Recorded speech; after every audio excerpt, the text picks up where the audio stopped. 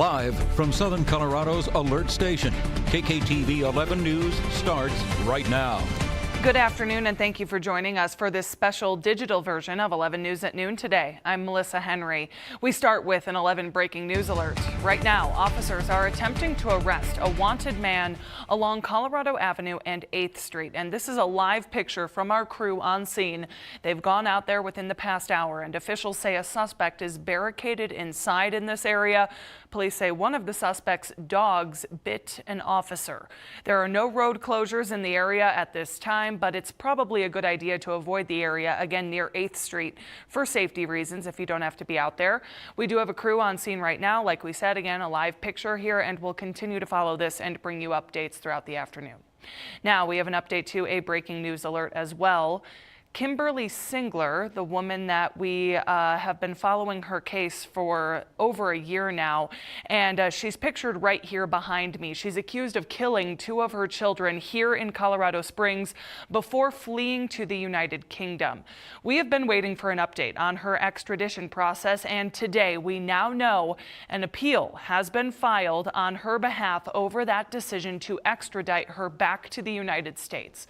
Originally, a UK judge ruled that to have her extradited back to Colorado after a request from Governor Polis. We'll keep you updated on this extradition process.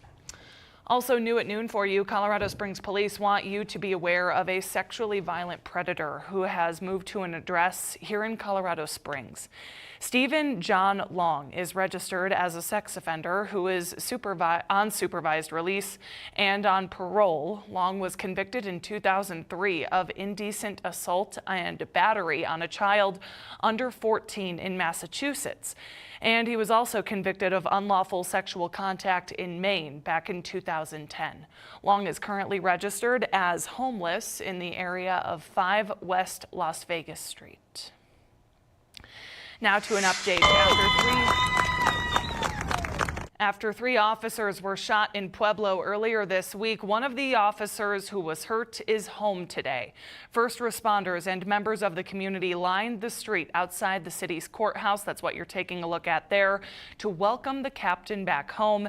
Their name is not being shared at this time. We did ask a police spokesperson about the extent of the officer's injuries. They're not saying much about that, but we also know the two other officers hurt in the shooting are still in the hospital.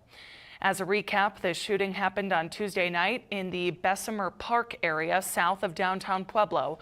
Police say the suspect, Billy Soto, was shot and killed after firing at officers. The police chief says Soto was a habitual offender who was out on bond.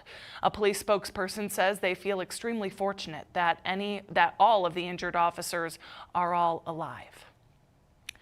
A new law will soon be taking effect that will make it much easier for everyone to get a driver's license.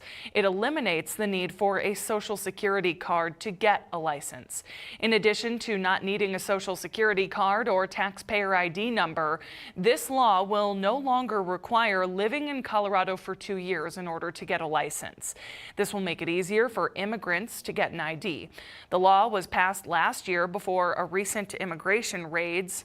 We spoke with an immigration attorney about the impact of this law. At this point, there's no reason to believe that the Colorado DMV will be handing any of the information over to ICE. Very unlikely that that will happen. The Division of Motor Vehicles tells us federal policy prevents them from sharing applicant information outside of their office. This law takes effect at the end of the month, on the 31st. President Trump made good on his promise to shut down the Department of Education after signing an executive order that begins that process yesterday afternoon. The president says this is all a part of his goal to return education back to the state's responsibility, and Education Secretary Linda McMahon confirmed her support for the move. The president's executive order directed Linda McMahon to greatly minimize the agency. So when it comes to student loans and Pell Grants, those will still be run out of the Department of Education. The U.S. Teachers Union says it plans on suing the administration for this order to close the Department of Education. Meanwhile, Colorado teachers are protesting funding cuts. This is video from outside the state capitol in Denver yesterday. These teachers went out to take a stand against those funding cuts being proposed by the state to make up for a budget deficit. But state assessments show that state is currently $4 billion short, that the state rather is currently $4 billion short in funding. Some classes in the Denver metro area had to be canceled due to the number of teachers that called out. Well, let's send things over to Kevin now for a first check at your weather forecast. Live from your weather alert leader, you're watching KKTV 11 News. We have a pretty nice day ahead here on this Friday. Temperatures very comfortable, very average for this time of the year, reaching into the mid to upper 50s in Colorado Springs. A bit of a mix of sun and clouds. We had some more sunshine this morning, but an increase in cloud cover for the rest of our afternoon. But the winds are nothing to worry about. The fire danger is going to be low, so a very nice way to end what has been a very busy weather week. So a few clouds for the rest of this afternoon, some higher clouds, maybe some thicker clouds at times as well. Some of these could grow just big enough to produce a couple of light sprinkles, especially over the higher elevations just towards the west of Colorado Springs. But a better chance for a couple of very light showers would be later on this evening up and down I-25. Probably the better potential for the southern I-25 corridor. Still only looking at maybe some light showers or a couple of sprinkles at best.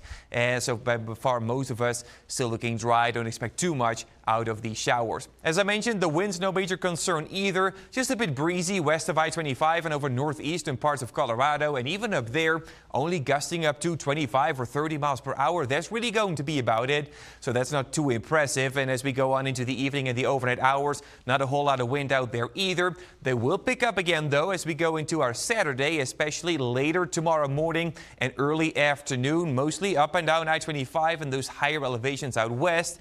That's where we could see some gusts up to 40 or even 50 miles per hour. And of course, that means that the fire danger will be elevated again during the day on Saturday. I think it's not going to be as widespread as what we've seen on a couple days earlier this week. It's also not going to be as critical, but of course, it's a Saturday. Many people will be out and about, so it is something to watch out for. That fire danger is going to be a bit of a concern into our day tomorrow. But at least for the rest of our day today, looking very nice, mild temperatures, not a whole lot of wind, but the winds will pick up again on Saturday. And then we are alerting you first to some pretty big changes as we go into next week. It's going to be much milder in temperatures for sure, reaching into the 70s, but maybe even a couple of 80s out there at the same time. Lots of sunshine, and we should also keep things dry. And also for Pueblo, Canyon City, and Woodland Park, maybe a few isolated showers, mostly mountain showers on Saturday, but very dry again after that. Plenty of sunshine into next week. Look at those lower 80s on Thursday.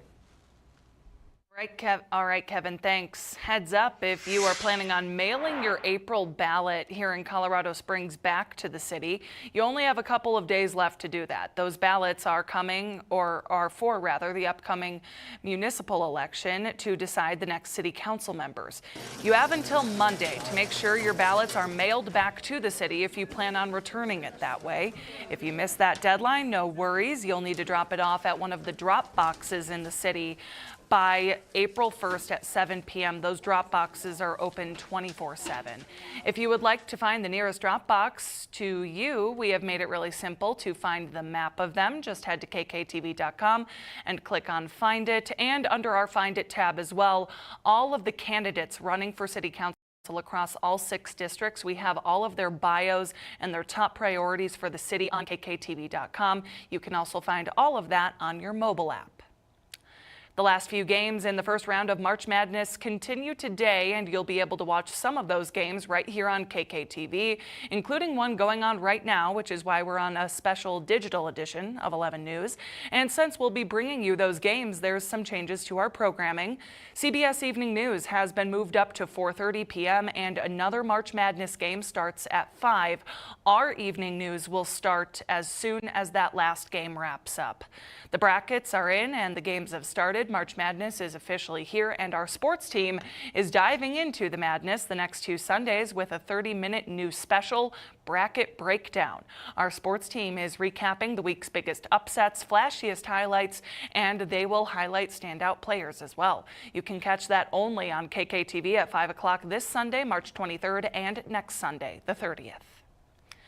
Well, thanks so much for joining us for this special digital edition of 11 News at Noon. Our next newscast is coming up at 4 p.m. on air. We'll see you then.